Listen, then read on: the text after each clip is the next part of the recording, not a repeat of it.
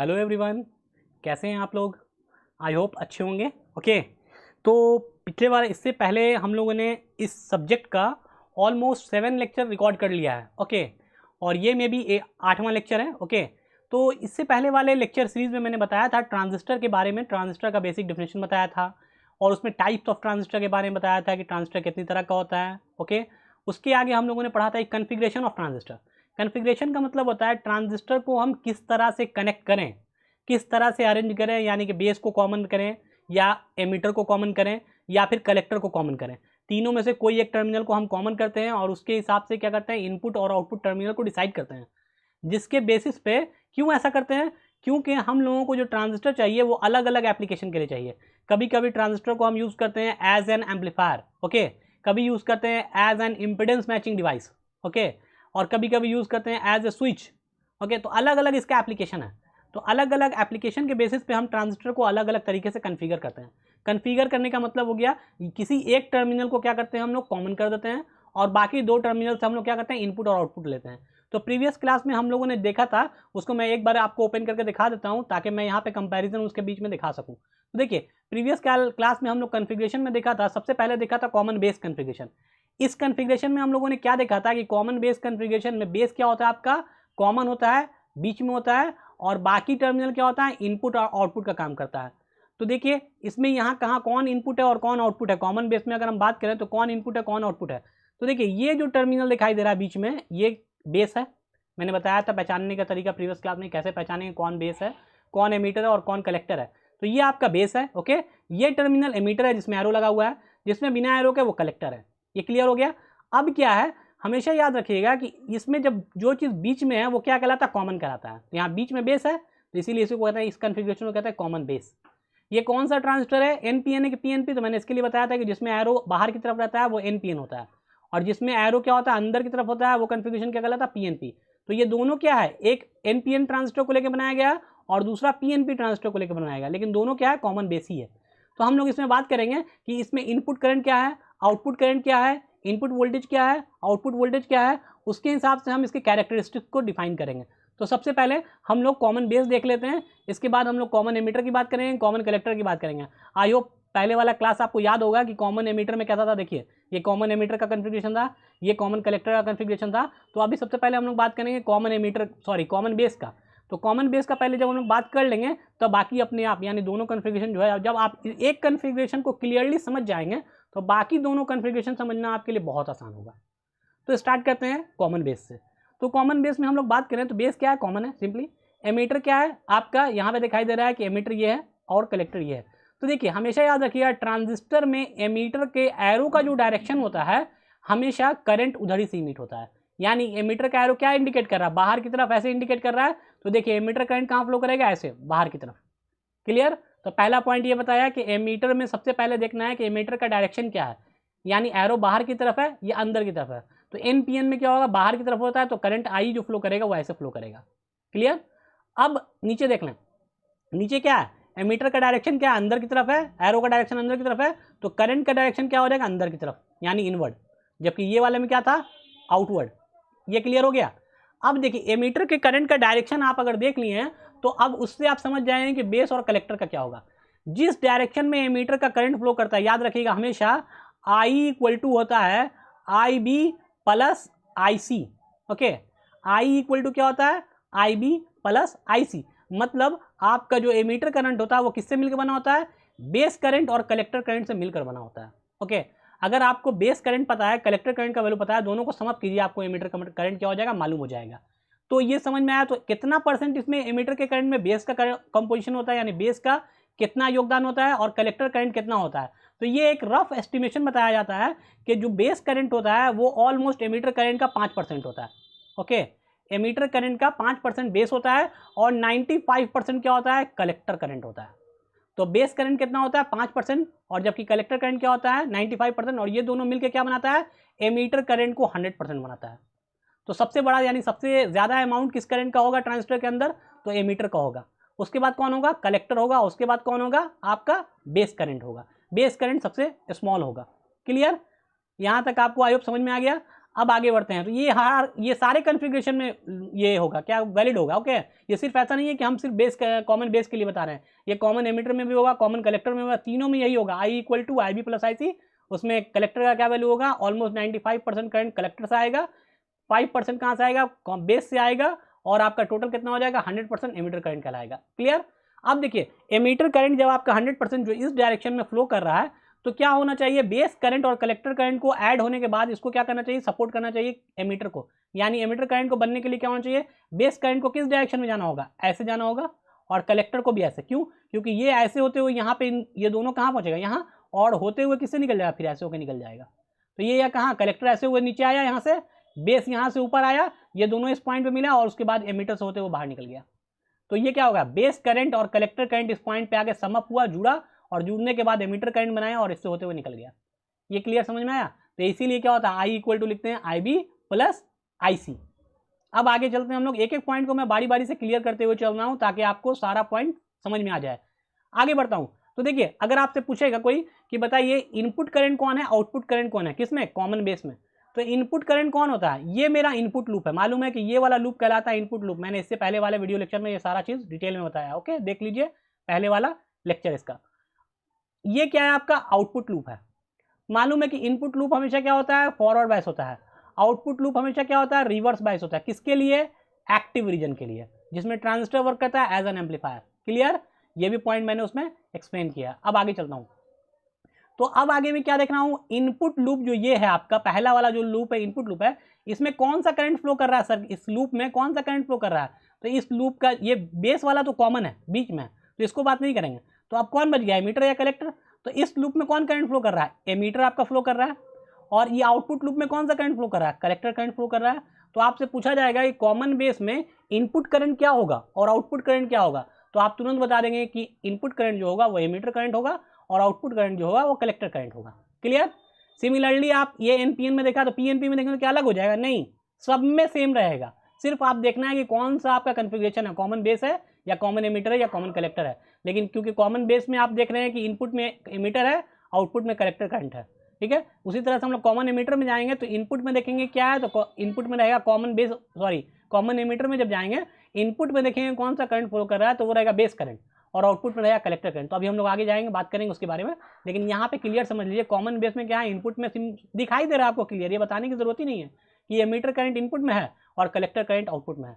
Same यहाँ पे भी है, चाहे एनपीएल ने चाहे पीएनपी, इससे कोई फर्क नहीं पड़ता है। आप ये कन्फिगरेशन लेके चलिए, मैंने पहले वाले में दोनों इसलिए लिया है ताकि समझ में आया जाए कि एनपीएन बनाए चाहे पीएनपी ट्रांजिस्टर बनाए, दोनों में कोई फर्क नहीं पड़ता है। सिर्फ क्या फर्क पड़ता है, आपके टर्मिनल का कि कौन सा डायरेक्शन में आपका एमीटर शो किया हुआ है।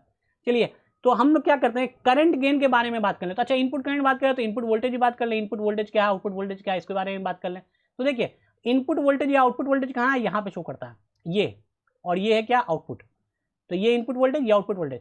तो इनपुट वोल्टेज के बारे में बात करेंगे तो ये किसके किसके बीच है, एमीटर और बेस के बीच है, एमीटर और बेस के बीच है, इसलिए इस वोल्टेज का नाम हो जाएगा VEB, base emitter voltage.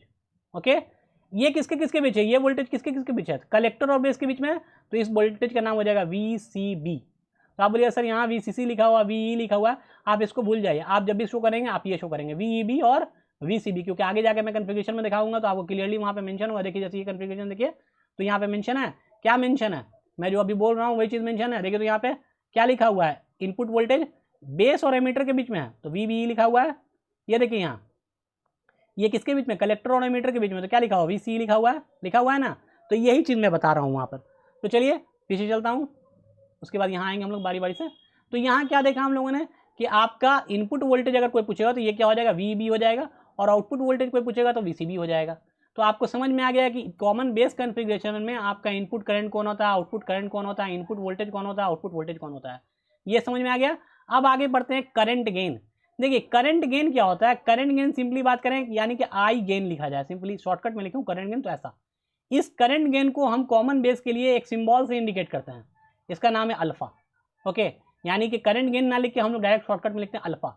Alpha का मतलब होता है current gain for common base configuration, याद रखिएगा, अल्फा का मतलब होता है current gain for common base configuration. अगर हम कॉमन एमीटर का बात करेंगे तो क्या हो जाएगा, उसके लिए बीटा इंडिकेट करेंगे, और सिमिलरली अगर कॉमन कलेक्टर की बात करेंगे तो वहाँ पे क्या होगा, गामा होगा। तो याद रखिएगा ये अल्फा बीटा और गामा क्या है, ये सिंबल किसको इंडिकेट कर रहा है, current gain for common base, common emitter and common collector. Clear. अब आगे चलते हैं हम लोग कि करंट गेन निकालते कैसे, करंट गेन कहते किसको है, तो करंट गेन कहते हैं ratio of output current by input current. किसका रेशियो है ये, तो देखिए यहाँ पे लिख देता हूँ मैं, क्लियर चलता हूँ, इसमें इंडिकेट करूंगा ताकि साफ साफ समझ में आए। तो मैंने क्या बोला, अल्फा जो होता है वो किसका है, तो ये करंट गेन है किसका, कॉमन बेस कॉन्फ़िगरेशन का करंट गेन है। ओके, इसका क्या होता है, फार्मूला क्या होता है, तो आउटपुट करंट, ठीक है, बटे क्या लिखाता है, इनपुट करंट। क्लियर। तो आउटपुट करंट और इनपुट करंट कॉमन बेस में क्या है, तो अभी हम लोग पढ़ा कि आउटपुट करंट क्या होता है कॉमन बेस में, तो आईसी होता है, और इनपुट करंट क्या होता है, आई होता है। तो आपसे कोई पूछे कि अल्फा इक्वल टू क्या होगा, यानी कि कॉमन बेस का करंट गेन का वैल्यू क्या होगा, तो आईसी अपॉन आई हो जाएगा। तो देख लीजिए यहाँ पे आईसी और आई है कि ना इनपुट करंट, तो देखिए आपका इनपुट करंट क्या है, आई है, आउटपुट करंट क्या है, आईसी है, तो अल्फा इक्वल टू क्या हो जाएगा, आईसी अपॉन आई, यही लिखा हम लोग यहाँ पे, आईसी अपॉन आई। क्लियर दिख रहा है। सिमिलरली हम लोग अगर बात करें करंट गेन अलग दूसरे कॉन्फ़िगरेशन के लिए चलें, यानी कि आप इसको उठा लीजिए कॉमन एमीटर, इसमें क्या हो जाएगा करंट गेन, तो आप बताइए अपने सोच के क्या हो जाएगा करंट गेन। पहले तो इसको बीटा से इंडिकेट करेंगे। आउटपुट करंट क्या है, ये तो बीच में कॉमन है, आउटपुट कौन है, ये आउटपुट लूप है, तो आउटपुट करंट क्या है आपका, आईसी है। इनपुट करंट क्या है, आई बी है, तो ये क्या हो जाएगा, आउटपुट बाई इनपुट, मतलब आईसी अपॉन आई बी लिखाएगा। तो आपको ये क्लियर समझ में आ गया कि कॉमन एमीटर में जाएंगे तो उसका करंट गेन क्या हो जाएगा। अब इसी तरह से हम लोग कॉमन कलेक्टर में जाएं तो उसका करंट गेन क्या लिखेंगे, उसको भी देख ही लेते हैं। अब इसे आप सबका बात कर रहे हैं तो एक साथ लिख देंगे। तो आइए कॉमन कलेक्टर में अगर देखेंगे तो क्या हो जाएगा आपका करंट गेन, तो आउटपुट करंट कहाँ है, यहाँ पे आई है, और आपका इनपुट करंट क्या है, आई बी है। ये देखिएगा कि आउटपुट लूप और इनपुट लूप में करंट को देख लीजिए, बस यही देखिएगा, काम खत्म। तो आपका क्या हो जाएगा, गामा इसका करंट गेन कहलाता है, तो output current by input current हो गया। तो ये अल्फा और बीटा और गामा बहुत इंपॉर्टेंट फैक्टर है किसके लिए, ट्रांजिस्टर के लिए, जो किसमें यूज होता है, कॉमन बेस, कॉमन एमीटर और कॉमन कलेक्टर के करंट गेन को इंडिकेट करने के लिए। ये ऑब्जेक्टिव में बहुत ज़्यादा पूछे जाने वाला सवाल है, साथ में ये आपके कॉम्पिटिशन तक में आता है इससे रिलेटेड क्वेश्चन। इससे रिलेटेड न्यूमेरिकल भी आपको ट्रांजिस्टर में सॉल्व करने के लिए आता है। जब आप हायर स्टडी में जाएंगे यानी 4th सेमेस्टर में जाएंगे तो ये पूरा सब चैप्टर डिटेल में पढ़ना है ट्रांजिस्टर को, जो जितना मैं डिटेल में पढ़ा रहा हूँ इससे भी और डिटेल में पढ़ना है, ठीक है। तो वहाँ इस पे बेस्ड न्यूमेरिकल भी बताया जाएगा। अभी हम लोग को उतना न्यूमेरिकल पे नहीं जाना है, लेकिन यही सारा फार्मूला वहाँ पे यूज़ किया जाएगा। तो देखिए अगर बीटा की बात करें तो क्या बोला, आउटपुट बाय इनपुट, तो हमारा क्या है, बीटा किसके लिए है, कॉमन एमीटर के लिए। तो सिंपली क्या है, एमीटर जब कॉमन हो गया तो बच गया कौन, आपका बेस बच गया और कलेक्टर बच गया। तो सिंपली क्या है, बेस आपका इनपुट करंट में आ जाएगा और कलेक्टर क्या हो जाएगा, आउटपुट करंट में हो जाएगा। तो इसका फार्मूला क्या हो जाएगा, I C upon I B, एकदम सिंपल, कुछ करना ही नहीं है, कोई भी पूछे तुरंत बता देना है। गामा की बात करें तो ये किसके लिए है, कॉमन कलेक्टर के लिए है। तो कलेक्टर को जब मैंने कॉमन कर दिया तो क्या बच गया आपका, एक तरफ बेस बच गया और एक तरफ क्या बच गया, एमीटर बच गया। तो ये इनपुट करंट में आ जाएगा, ये आउटपुट करंट में चला जाएगा, यानी क्या कहलाएगा, आई अपॉन आई बी। क्लियर। तो अब बताइए इन तीनों में से सबसे बड़ा कौन होगा। अब सवाल ये उठता है कि इन तीनों में से सबसे बड़ा कौन होगा, अल्फा बड़ा होगा कि बीटा बड़ा होगा कि गामा बड़ा होगा। तो देखिए अल्फा किसका रेशियो है, आई सी अपॉन आई। आई सी क्या है आपका 95% और आई क्या है 100। तो इसको कीजिएगा तो अप्रॉक्स कितना हो जाएगा, अप्रॉक्स इक्वल टू 1 होगा। क्लियर। आगे चलते हैं, बीटा के बारे में बात करें तो आई सी कितना है 95 और आपका आई बी कितना है 5। इसको कैंसिल कीजिएगा तो कितना हो जाएगा 5 और ये कितना है 5 के 5 जो है 5 9 45 यानी 19। तो बीटा जनरली क्या होता है, ये एग्जैक्ट वैल्यू नहीं है, ये मैं रफ फिगर बता रहा हूँ कि अल्फा का अप्रॉक्स वैल्यू कितना होता है 1, बीटा का अप्रॉक्स वैल्यू कितना होता है 50 दिया जाता है ज़्यादातर क्वेश्चन में, न्यूमेरिकल क्वेश्चन में। ओके, यहाँ पे 19 आ रहा है, वो मैंने रफ फिगर बताया है। वहाँ पे क्या रहता है, आपको कलेक्टर करंट निकालना होगा, बेस करंट निकालना होगा, उसके बाद डिवाइड कीजिएगा, तो जो डिवाइड करने के बाद जो वैल्यू आएगा वो बीटा का वैल्यू होगा। ओके, न्यूमेरिकल में गामा का वैल्यू कितना हो जाएगा, तो गामा का वैल्यू क्या है, आई बाई आई बी। आई का मतलब 100, आई बी का मतलब क्या 5, ये 20, यानी ये 19 था ये 20 था, तो मतलब ये बीटा क्या है, बीटा अगर आप कह रहे हैं कि 19 है और गामा क्या उससे एक ज़्यादा है, तो सिंपली हम बात करेंगे कि अगर अल्फा बीटा गामा में तो सबसे बड़ा कौन होगा, गामा होगा, फिर बीटा होगा, फिर अल्फा होगा।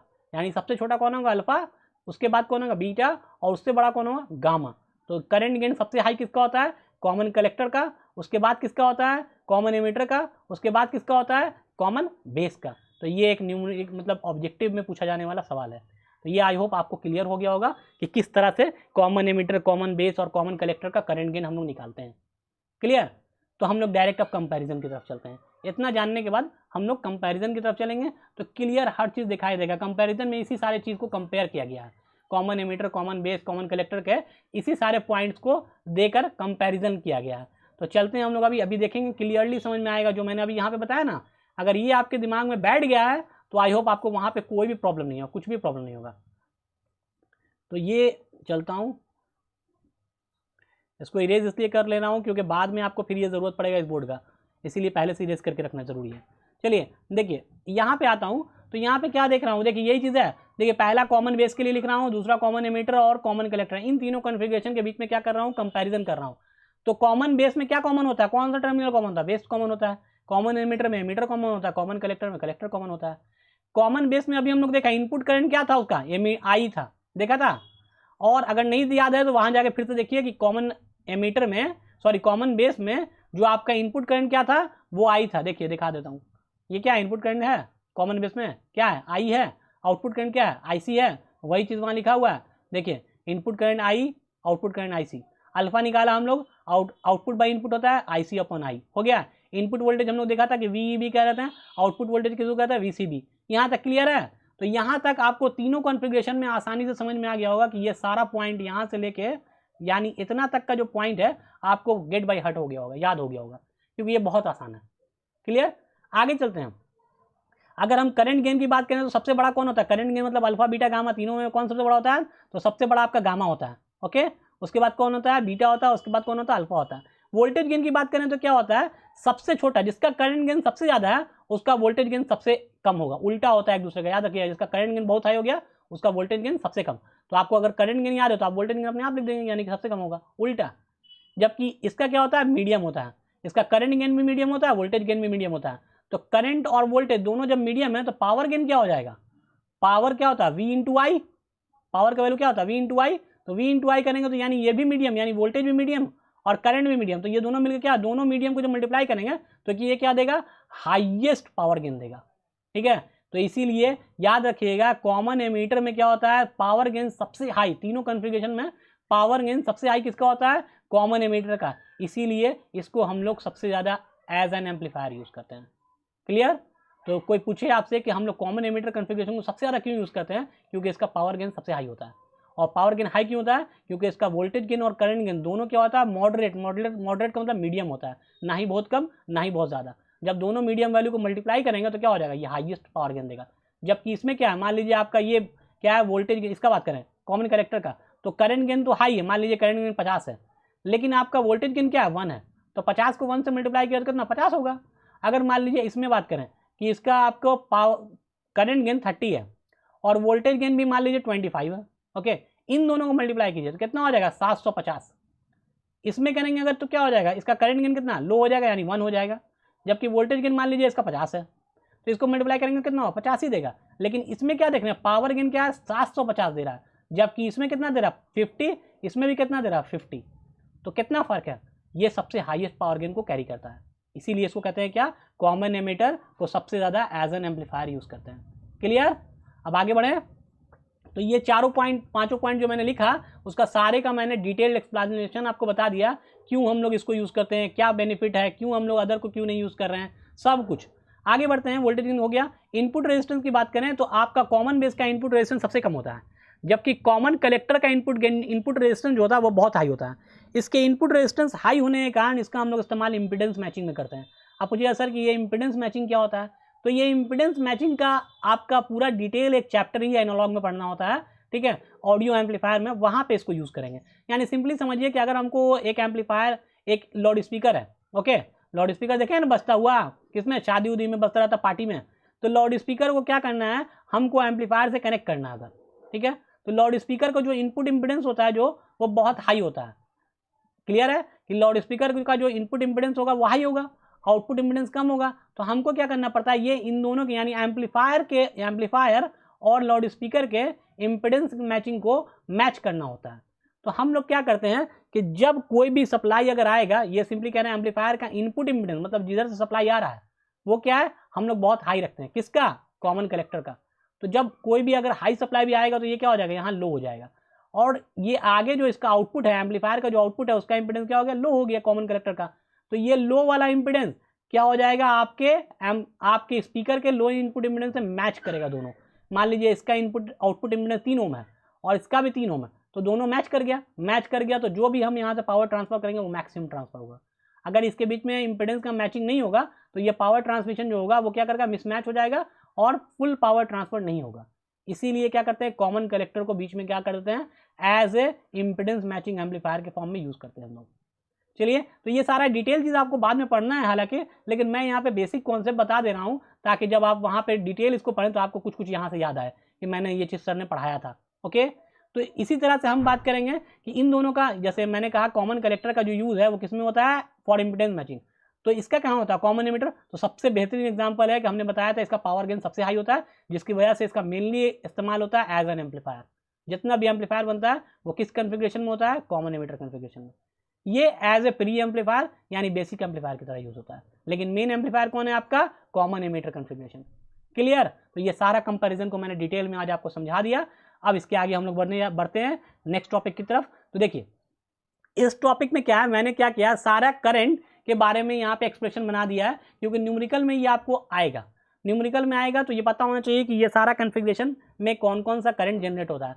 तो सबसे पहला सबसे बेसिक करंट जो होता है वो होता है I equal to I B plus I C. ये पता है आई इक्वल टू क्या हो जाएगा, आई बी प्लस आई सी। तो अब बात करें हम क्या लिख सकते हैं, आई सी इक्वल टू होता है, देखिए कलेक्टर करंट का इक्वेशन ये कहाँ से लिखा गया, इन केस ऑफ, जब जाइएगा ये कहलाता है collector to base current when emitter is open, collector to base current when emitter is open. तो ये आपका कॉन्फ़िगरेशन में जब आप कलेक्टर का रिलेशन लिखिएगा तो ये होता है alpha I plus I C B O. Alpha किसका है, अल्फा होता है किसमें, कॉमन बेस में। तो कॉमन बेस में जब आपका ये अल्फा आ रहा है तो आईसी का वैल्यू क्या लिखाएगा, अल्फा आई प्लस आईसी भी लिखाएगा। क्लियर। तो ये कहाँ से आ रहा है, इसके बारे में अभी हम लोग नहीं बात कर रहे हैं। ये क्या होता है, लीकेज करंट कहलाता है। आईसीबी क्या होता है, लीकेज करंट। तो लीकेज करंट के बारे में हम लोग डिटेल जब हम लोग चैप्टर पढ़ेंगे ना, जब मैंने कहा कि आपको ईडीसी या एनालॉग में जब पढ़ाया जाएगा ट्रांजिस्टर चैप्टर, तो इस सब के बारे में डिटेल में बात किया जाएगा। अभी फिलहाल समझिए कि कलेक्टर करंट का क्या रिलेशन होता है इन टर्म्स ऑफ कॉमन बेस, कितना होता है, अल्फा आई प्लस आईसीबी होता है। जबकि आई इक्वल टू कितना होता है, I B plus I C basic होता है, जानते हैं।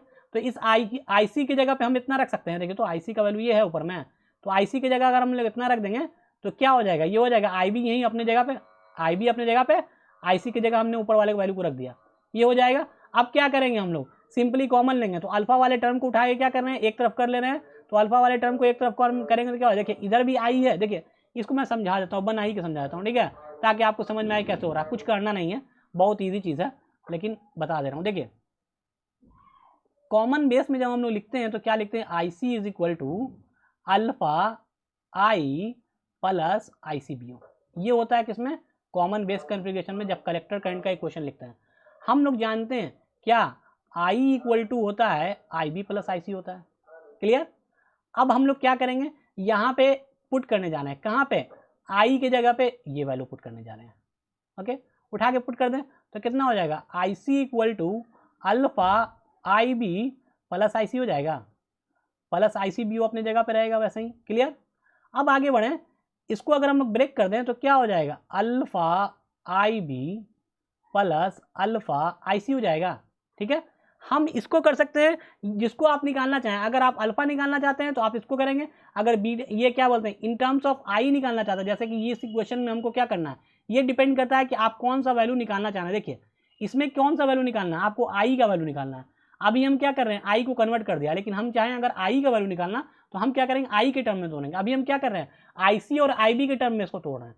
तो अभी हम क्या करना चाह रहे हैं, आई के टर्म में तोड़ना चाह रहे हैं। चलिए आई के टर्म में तोड़ लेते हैं पहले, नहीं तो मालूम हुआ हम लोग निकालने गए थे आई का वैल्यू और निकाला आई सी और आई बी का। ऐसे हम लोग को आई सी और आई बी का भी वैल्यू निकालना है, वो किसके लिए होगा, वो बीटा और गामा के लिए होगा। अभी हम लोग अल्फा का बात कर रहे हैं तो इसीलिए क्या करेंगे, आई को सिर्फ निकालेंगे। तो चलिए देखिए यहाँ पे बात करेंगे आई सी का, तो आई सी को अगर हम लोग रिप्लेस कर दें in terms of I B तो कितना हो जाएगा, देखिए तो आई सी इक्वल टू लिख सकते हैं I E minus I B, लिख सकते हैं। क्लियर। तो देखिए यहाँ पे रख सकते हैं I E minus I B equal to alpha I plus I C B O, लिखा जाएगा। देखिए आई को अगर कॉमन लेना चाहें तो कितना हो जाएगा, 1 माइनस अल्फा हो जाएगा, इधर ये आ जाएगा और ये इधर चला जाएगा तो क्या लिखेगा, आई B plus I C B हो जाएगा। तो हम क्या लिखेंगे, 1 माइनस अल्फा इक्वल टू ये आई अगर हम इधर ही रहने दें, एक सेकंड, इतना करने के बाद अब क्या करना, आई का वैल्यू सपोज पूछा जाए, सिर्फ आई का वैल्यू बताइए, तो आई का वैल्यू कितना हो जाएगा, ये 1 माइनस अल्फा उधर जाकर डिवाइड लग जाएगा सब में, तो हो जाएगा कितना, आई बी बटे 1 minus alpha plus I C B ओ बटे 1 माइनस अल्फा। ये किसका वैल्यू हो जाएगा, ये हो जाएगा आपका एमीटर करंट का वैल्यू। क्लियर। तो देखिए यहाँ पे ये चीज़ दिखाया गया, यही चीज़ को देखिए, आई का वैल्यू हो गया आई बी बटे 1 minus alpha plus I C B बटे 1 माइनस अल्फा। क्लियर। अब इसको किस टर्म में लिखा गया है, अब इसको तोड़ दिया गया है बीटा के टर्म में, तो 1 बटे 1 माइनस अल्फा बराबर होता है 1 प्लस बीटा। ये इक्वेशन कब निकालिएगा आप लोग, जैसे मैंने बताया था ना आपको, alpha equal to I C by क्या होता है भाई, आई सी बाई आई होता है, बीटा इक्वल टू क्या होता है, आई सी बाई कितना हो जाएगा, ये आई बी हो जाएगा, उसका गामा इक्वल टू कितना हो जाएगा, तो आई बाई आई बी हो जाएगा। तो इस रिलेशन को यूज करके ये सारा टर्म निकाला गया है, ये सारा टर्म जो है इसी रिलेशन, तीनों रिलेशन को यूज करके निकाला गया। बस इसका वैल्यू उसमें पुट कर देना, उसका वैल्यू उसमें पुट कर देना, इधर उधर करने के बाद एक फाइनल रिलेशन निकलेगा अल्फा बीटा और गामा के बीच में, जो कि मैंने नीचे में शो करके रखा है, दिखा देता हूँ आपको क्लियरली। वही इसमें मेन ऑब्जेक्टिव में पूछा जाता है, इसीलिए मैंने यहाँ पे इसको शो कर दिया है, ताकि अगर आपको ऑब्जेक्टिव में पूछा जाए तो आप आसानी से टिक कर पाए। तो वो क्या है देखिए, यहाँ पे ये यहाँ पे लिखा हुआ है कौन किसका value, beta in terms of alpha. Beta को अल्फा के टर्म में लिखना है तो वैल्यू हो जाएगा बीटा इक्वल टू अल्फा बटे अल्फा 1 माइनस अल्फा। अगर हम पूछें अल्फा को बीटा के टर्म में लेना है तो इधर पलट देंगे वैल्यू को, आता है ना, इसको इससे आगे मल्टीप्लाई करेंगे और अल्फा को सेपरेट कर लेंगे, तो अल्फा का वैल्यू टर्म्स ऑफ बीटा मिल जाएगा। देखिए ये है बीटा प्लस 1 इक्वल टू क्या होता है, तो बीटा प्लस 1 इक्वल टू कितना होता है, 1 बटे 1 माइनस अल्फा। तो ये है अल्फा और बीटा के बीच में रिलेशन नीचे में शो किया गया। ये बहुत आसान है निकालना, सिर्फ जैसे मैंने अभी निकाला ना आई वैल्यू, आई करंट के वैल्यू को निकाला, इसको वैसे ही क्या करना है, इक्वेशन को इसमें उठा के उसको सब्स्टिट्यूट करना है वैल्यू को, और आपको अल्फा बीटा और गामा का वैल्यू निकाल लेना है। चलिए आगे चलते हैं। देखिए ये क्या है, ऑपरेटिंग रीजन के बारे में। ये क्यों बता रहे हैं हम, क्योंकि इसको भी आप लोग को क्या है बेसिक पूछा जाता है कभी कभी, तो इसलिए मैं इसको एक्सप्लेन कर रहा हूँ। तो देखिए इसमें क्या करेंगे सिंपली, तो तीनों रीजन के बारे में बात करेंगे। हम लोग को पता है कि जो आपका ट्रांजिस्टर होता है वो 3 रीजन में काम करता है, एक को कहते हैं कट ऑफ रीजन, दूसरे को कहते हैं सैचुरेशन रीजन, और तीसरे को कहते हैं एक्टिव रीजन। ठीक है, ये ब्रेकडाउन रीजन में ट्रांजिस्टर का कोई यूज़ नहीं है, इसलिए हम लोग इसके बारे में बात नहीं करेंगे, लेकिन ये तीनों रीजन में ट्रांजिस्टर का यूज़ है। तो एक्टिव रीजन में ये क्या कैसा काम करता है, तो एक्टिव रीजन में जो ट्रांजिस्टर होता है एज एन एम्पलीफायर काम करता है। यानी जब हम लोग को ट्रांजिस्टर को एम्पलीफायर बनाना होता है तो हम लोग क्या करते हैं, उसको एक्टिव रीजन में वर्क करते हैं। जब हम लोग को ट्रांजिस्टर को एज ए स्विच यूज़ करना होता है तो हम लोग उसको कट ऑफ में यूज़ करते हैं या फिर सैचुरेशन में। तो जब हम लोग सैचुरेशन में यूज़ करते हैं तो वो ऑन स्विच की तरह काम करता है, ये सब मैंने पहले लेक्चर में बताया है। ऑन स्विच की तरह कब काम करता है, सैचुरेशन में, और कट ऑफ में ये कैसा काम करता है, तो ऑफ स्विच की तरह काम करता है। तो तीनों का अलग अलग काम है, एम्पलीफायर की तरह वर्क कराना है तो एक्टिव रीजन, सैचुरेशन में करेंगे तो ऑन स्विच, कट ऑफ में करेंगे तो ऑफ स्विच। तो यही बता रहा है कि ट्रांजिस्टर को अगर हम लोग को एक्टिव में वर्क कराना है तो कैसे हम वर्क कराएंगे। सवाल ये उठता है कि कैसे हम वर्क कराएंगे।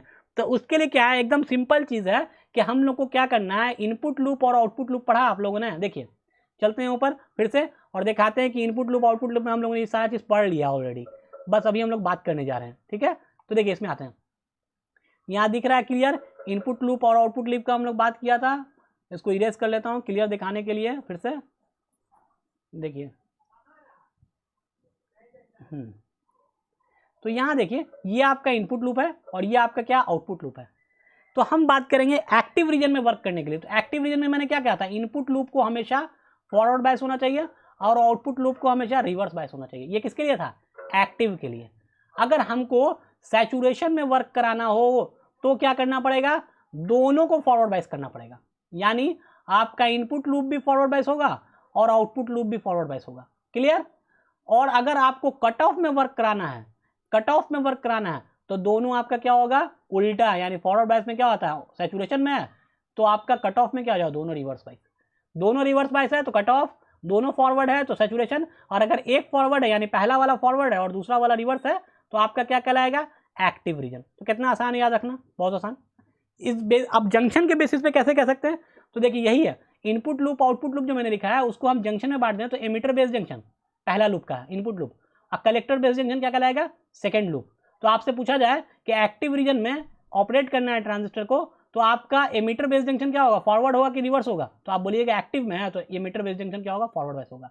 और कलेक्टर बेस्ड जंक्शन तो क्या होगा भाई, वो रिवर्स बायस। एक्टिव के लिए ये फॉरवर्ड होता है, ये रिवर्स। अगर पूछेगा आपको कि बताइए सैचुरेशन रीजन में वर्क कराना है तो क्या होगा, एमीटर बेस और कलेक्टर बेस, तो दोनों आपका फॉरवर्ड बेस होगा।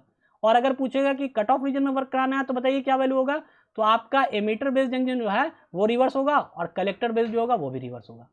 सिर्फ आपको एक्टिव में अलग अलग होता है, बाकी सैचुरेशन और कट ऑफ में क्या है, या तो दोनों फॉरवर्ड होगा या दोनों रिवर्स होगा। क्लियर है? आई होप आप लोगों को ये एकदम कंफर्म पूरी अच्छी तरह से क्लियर हो गया होगा। अब आपको कभी भी मैं ऐसा पढ़ाने की कोशिश करता हूँ कि एक बार अगर आप पढ़ लें तो पढ़ने के बाद आपको याद करने की जरूरत ना पड़े, यानी रट्टा ना मारना पड़े, क्योंकि रट्टा मारा हुआ चीज़ इंसान भूल जाता है, लेकिन अगर वो समझ जाएगा एक बार ना तो वो कभी नहीं भूलेगा। तो मैं समझाने की कोशिश करता हूँ हमेशा कि ऐसा समझाऊँ कि आप दूसरे को समझा पाएँ, ये मेरा मेन मोटिव होता है। तो देखिए क्लियर, यही चीज़ यहाँ मेंशन है कि बेस कलेक्टर और बेस एमीटर, यानी एमीटर बेस जंक्शन और कलेक्टर बेस जंक्शन क्या होगा, तो ये इस फॉर्म में लिखा हुआ, हम इसको इनपुट लूप और आउटपुट लूप के फॉर्म में आपको समझाया, यही सारा चीज़ यहाँ पे लिखा हुआ है। ये क्या मोड, यानी क्या है, जब आपका कट ऑफ होगा तो ये क्या हो जाएगा, ओपन स्विच यानी कि ऑफ होगा, सैचुरेशन होगा तो क्लोज स्विच का मतलब ऑन, याद रखिएगा, ओपन स्विच का मतलब ऑफ और क्लोज स्विच का मतलब ऑन।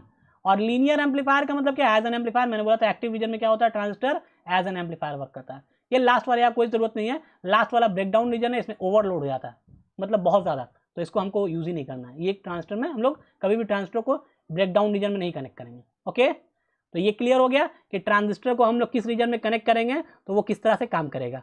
अब एक लास्ट चीज़ हम लोग देखने जा रहे हैं, इस मतलब पूरे लेक्चर का सबसे लास्ट टॉपिक वो ये है कि ट्रांजिस्टर को बाइसिंग कैसे करते हैं। बाइसिंग का मतलब हो गया, मैंने जैसे कहा था कि पीएन जंक्शन को जो हम लोग बाइसिंग करते हैं तो वो क्या करते हैं, सिंपली फॉरवर्ड बाइस रिवर्स बाइस। क्यों कर रहे थे फॉरवर्ड बाइस रिवर्स बाइस, तो हम लोग को पीएन जंक्शन के अंदर जो बैरियर पोटेंशियल होता था, जो आपका डिप्लेशन लेयर होता था, उसको ब्रेक करने के लिए हम लोग सप्लाई देते थे।